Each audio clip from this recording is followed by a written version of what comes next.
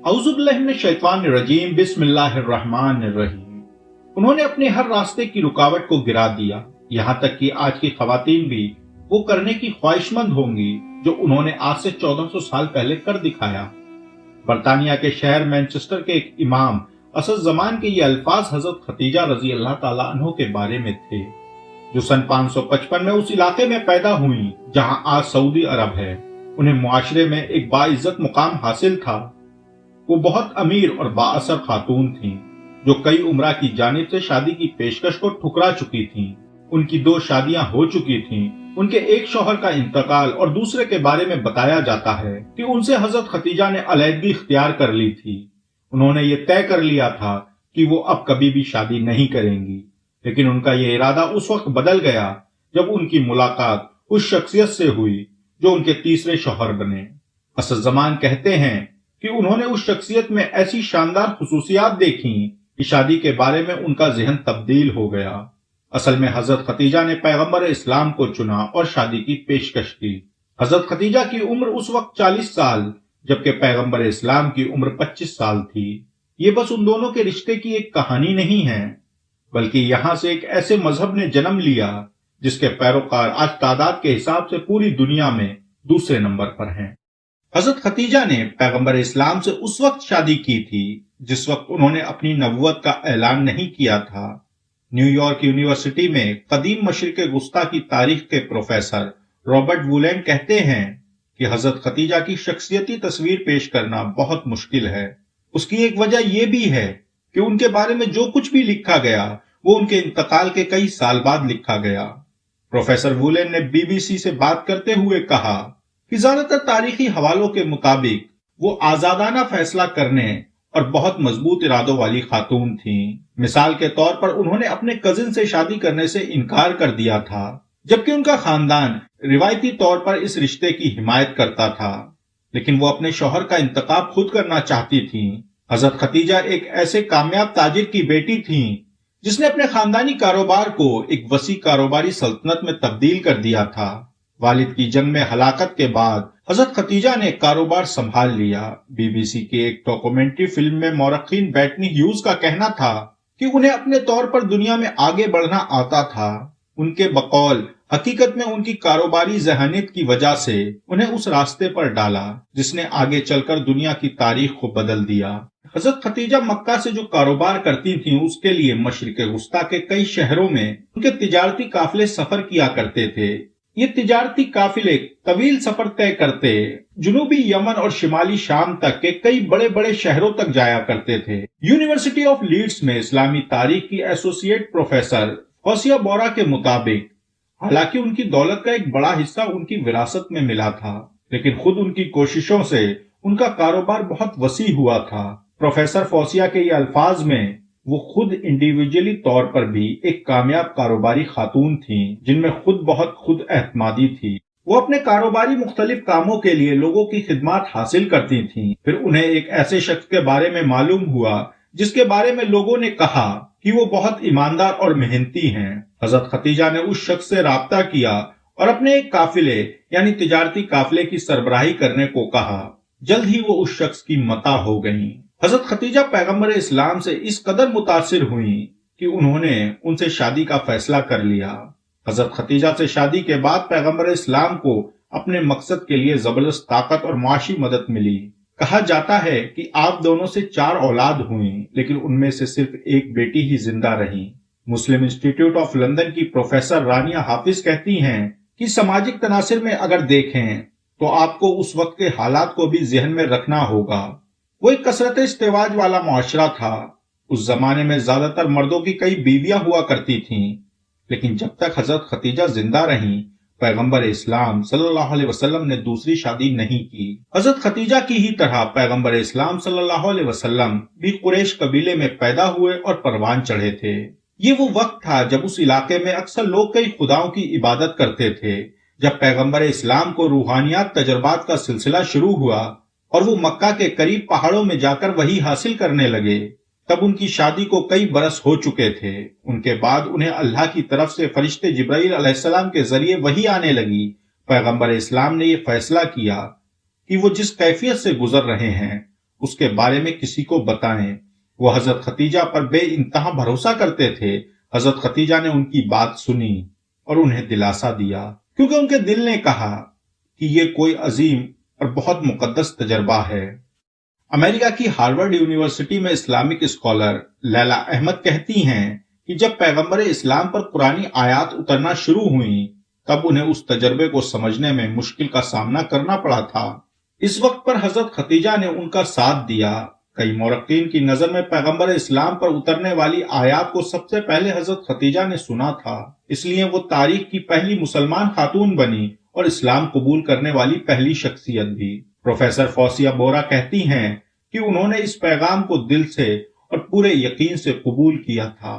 دوستو، بیٹنی ہیوز کا کہنا ہے کہ میرے خیال سے حضرت ختیجہ کی حمایت سے پیغمبر اسلام کو اپنے پیغام کو عام کرنے اور اپنے قبیلے کے لوگوں کی مخالفت کا مقابلہ کرنے میں بہت مدد ملی۔ پروفیسر فوزیہ بورا کے مطابق جب پیغمبر اسلام نے تبلیغ شروع کی تو مکہ کے معاشرے میں ان کی بہت مخالفت ہوئی، کیونکہ بہت سارے خداؤں کو ماننے والے معاشرے میں وہ ایک خدا کو ماننے کا پیغام دے رہے تھے۔ اس موقع پر حضرت ختیجہ نے حمایت اور تحفظ فراہم کیا، جس کی پیغمبر اسلام کو بہت زیادہ ضرورت تھی۔ بیٹنی ہیوز کہتی ہیں کہ اگلے 10 سال تک حضرت ختیجہ نے اپنے خاندانی تعلقات اور اپنی دولت کے ذریعے اپنے شوہر کی بھرپور مدد کی۔ حضرت ختیجہ نے اپنی زندگی کے آخر دنوں تک اپنے شوہر اور اسلام کی حمایت کی اور وہ سب کچھ کیا جو ان کے بس میں تھا۔ سن 619 میں وہ بیمار ہو گئیں اور ان کا انتقال ہو گیا۔ اس وقت پیغمبر اسلام اور ان کی رفاقت کو 25 سال ہو چکے تھے اور حضرت ختیجہ سے بچھڑنا ان کے لیے ایک بہت بڑا صدمہ تھا۔ پروفیسر وولن کے مطابق مورخین نے حضرت ختیجہ کا جس طرح ذکر کیا ہے وہ بہت متاثر کن ہے اور انہیں پیغمبر اسلام کی بہترین رفیق قرار دیا ہے۔ پروفیسر فوزیہ بورا سمجھتی ہیں کہ حضرت ختیجہ کی تاریخ کو جاننا اس لیے بھی ضروری ہے کیونکہ یہ اس تصور کو غلط ثابت کرتی ہے کہ اسلام کے شروعاتی دنوں میں مسلمان عورتوں کو گھروں تک محدود رکھا جاتا تھا۔ پیغمبر اسلام نے حضرت ختیجہ کو ان کے من پسند کام کرنے سے کبھی نہیں روکا۔ تاریخ دانوں کے مطابق اس زمانے کے لحاظ سے اسلام نے عورتوں کو زیادہ حقوق اور اہمیت دی۔ ایک مورخ اور ایک مسلمان کی حیثیت سے میں سمجھتی ہوں کہ حضرت ختیجہ ایک متاثر کن شخصیت تھیں۔ اسی طرح پیغمبر اسلام صلی اللہ علیہ وسلم کی بیٹی حضرت فاطمہ رضی اللہ تعالی عنہ اور دوسری بیوی حضرت عائشہ رضی اللہ تعالی عنہ بھی ایسی ہی شخصیت میں شامل ہیں۔ یہ دانشور خواتین تھیں جو سیاسی طور پر متحرک تھیں، جنہوں نے اسلام کی ترویج اور اسلامی معاشرے کے قیام میں ایک بہت اہم کردار ادا کیا تھا۔ پروفیسر فوزیہ بورا کہتی ہیں کہ ان کے لیے بہت خوشی اور دلچسپی کا باعث ہے کہ وہ اپنے اسٹوڈنٹس کو ان خواتین کے بارے میں بتائیں۔ پروفیسر وولن کہتے ہیں جب وہ پڑھانے کی غرض سے پاکستان آئے تو اس دوران انہوں نے حضرت ختیجہ کی ایک رول ماڈل کی طرح تعریف ہوتی دیکھی۔ 2 اسٹوڈنٹس نے مجھ سے آ کر رابطہ کیا کیونکہ وہ حضرت ختیجہ کے بارے میں مزید ہی سوالات پوچھنا چاہتی تھیں۔ انہوں نے مجھ سے کہا کہ حضرت ختیجہ ان کی ہیرو ہیں، ایک ایسی خاتون جو اپنا بزنس خود سنبھالتی تھیں۔ مورخ بیٹنی ہیوز کہتی ہیں آج اسلام میں خواتین کی حیثیت کے موضوع پر بہت گرما گرم بحث ہوتی ہے اور کئی لوگ اسے خواتین کے استحصال سے جوڑتے ہیں۔ پروفیسر بیٹنی نے اسکالر میرین فرانسوا سیرا سے سوال کیا، اگر آپ حضرت ختیجہ اور حضرت عائشہ جیسی عظیم خواتین کے بارے میں سوچیں تو آپ کے خیال میں یہ خواتین آج 21ویں صدی میں اسلام کی جو صورتحال ہے اس کے بارے میں کیا کہتی؟ میرین نے جواب دیا، آج جس طرح اسلام پر ایک مخصوص طریقے سے عمل کیا جا رہا ہے، میرا نہیں خیال کہ یہ خواتین اس سے اسلام کی روح کر جانتی، اور مجھے یقین ہے کہ حضرت عائشہ اگر آج ہوتی اور انہیں کہا جاتا کہ کمرے سے باہر نہ نکلیں اور اپنی رائے کا اظہار نہ کریں تو وہ ایسی صورتحال سے خوش نہ ہوتی۔ وہ مردوں کو سکھاتی تھیں، انہیں تعلیم دیتی تھیں، اگر انہیں کچھ کہنا ہوتا تھا تو وہ کہہ کر گزرتی تھیں۔ میرین کہتی ہیں کہ میرا نہیں خیال کہ آج ان کو ایک مخصوص پیرائے میں محدود کر دیا جاتا، ان کی آواز کو دبا دیا جاتا یا ان کے حقوقوں کی خلاف ورزی کی جاتی تو وہ یہ سب کچھ قبول کر لیتی۔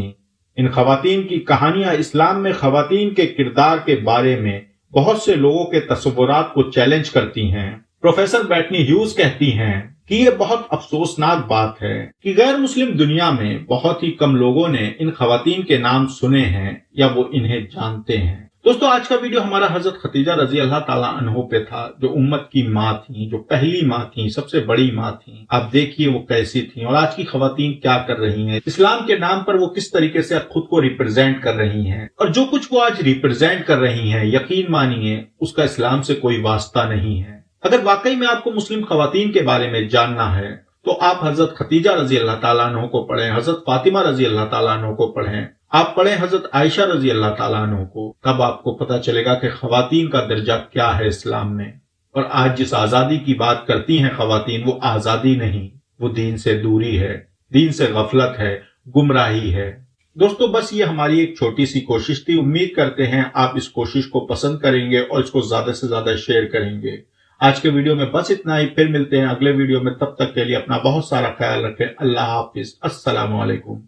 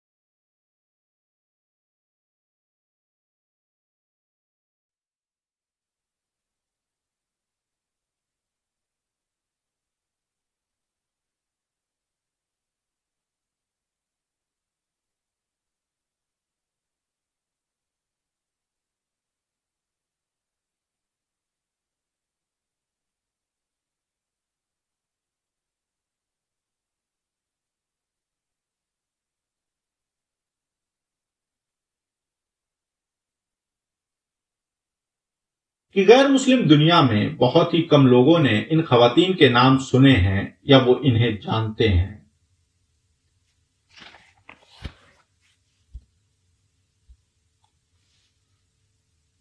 دوستو یہ تھا، دوستو آج کا ویڈیو ہمارا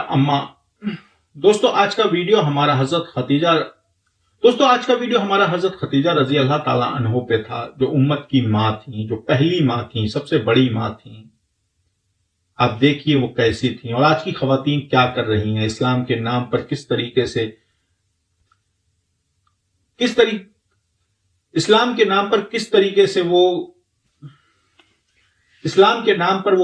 سے خود کو ریپرزینٹ کر رہی ہیں، جس کا اسلام اور جو چیز وہ آج ریپرزینٹ کر رہی ہیں اس کا لینا دے اور جو کچھ وہ آج ریپرزینٹ کر رہی ہیں یقین مانیے اس کا اسلام سے کوئی واسطہ نہیں ہے۔ اگر واقعی میں آپ کو مسلم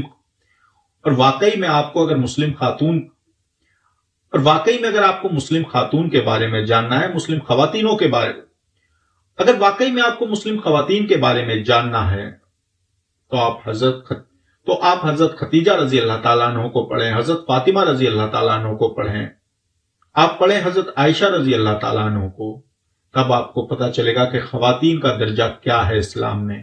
اور آج جس آزادی کی بات کرتی ہیں خواتین، وہ آزادی نہیں، وہ دین سے دوری ہے، دین سے غفلت ہے، گمراہی ہے۔ دوستو بس یہ ہماری ایک چھوٹی سی کوشش تھی، امید کرتے ہیں آپ اس کوشش کو پسند کریں گے اور اس کو زیادہ سے زیادہ شیئر کریں گے۔ آج کے ویڈیو میں بس اتنا ہی، پھر ملتے ہیں اگلے ویڈیو میں، تب تک کے لیے اپنا بہت سارا خیال رکھیں۔ اللہ حافظ، السلام علیکم۔